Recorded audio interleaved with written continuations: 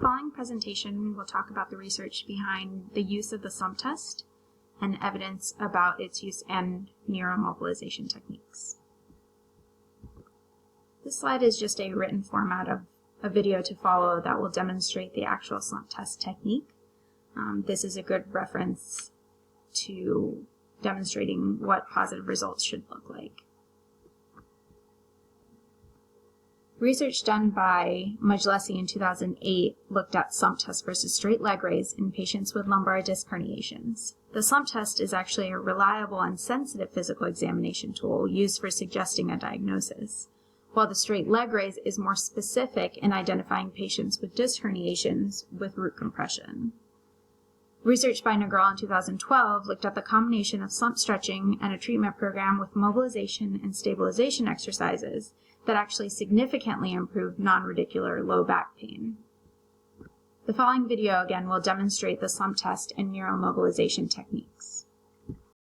So what I'm going to demonstrate today is the Slump test and neuromobilizations. So it's basically, the Slump test is used to assess for deficits in neuromobility and neural irritability by placing tension on the sciatic nerve roots. Patient populations that this is typically used for is low back pain, leg pain, radicular symptoms, trauma, spinal cord symptoms, cervical pain, and thoracic spine. According to the clinical practice guidelines, the patient will sit at the edge of the table. I will ask the patient to assume a slump position with the knees flexed over the table.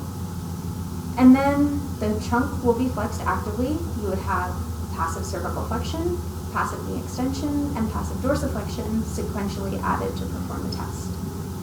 Judgments are then made with regard to reproduction of symptoms with each of the sequential positions as they're added, and relief of symptoms when the cervical spine is extended or nerve tension is released from one or more of the lower limb components being released, such as going into ankle plantar flexion or knee flexion. So my patient is positioned as described by the clinical practice guidelines in an erect posture with knees flexed and over the edge of the table. What I will do is go through the sequential order of the Slump test. So, hi, I'm Nikra. I'm going to be your therapist today. What we're going to do is a Slump test. So this is basically going to take you through motions that will place the nerve root on tension, which typically is causing those symptoms that you're feeling, the burning, the radiating pain. This will give us an idea of kind of what's going on.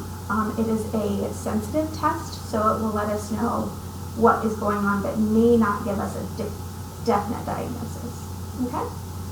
So what I'm going to do is I'm going to have you as my subject. I would like for you to slump forward, and this is slumping at the cervical, this is slumping at the thoracic and lumbar spine. So basically I want you to assume a very slouched position. Okay? It's going to feel awkward and uncomfortable, but we will progress. Okay?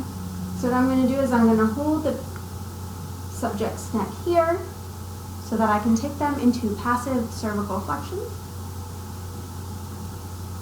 And then I'm going to continue with passive knee extension. And the patient throughout will tell me their signs and symptoms if they're being reproduced. If the patient is unable to obtain full knee extension, I would measure with a universal goniometer. And then I will take the patient into passive dorsiflexion. If in this position the patient does record or report radiating symptoms, I would have my hand still placed at the cervical neck, and I will passively bring the patient's neck into cervical extension. At this point, if the patient does say that the radicular symptoms are no longer there, or there are relief of symptoms, this would indicate that there is tension on the nerve root that is causing the radicular symptoms. If there is no relief in this position, it could indicate possible muscle tightness of the hamstrings.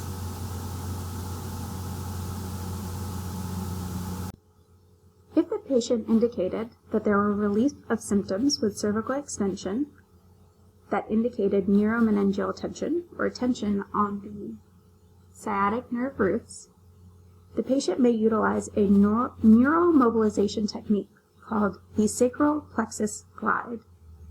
As shown, the patient is seated in a chair, sitting upright and erect, performing active knee extension and active ankle dorsiflexion to plantar flexion in a slow and controlled manner. This is also termed nerve root flossing.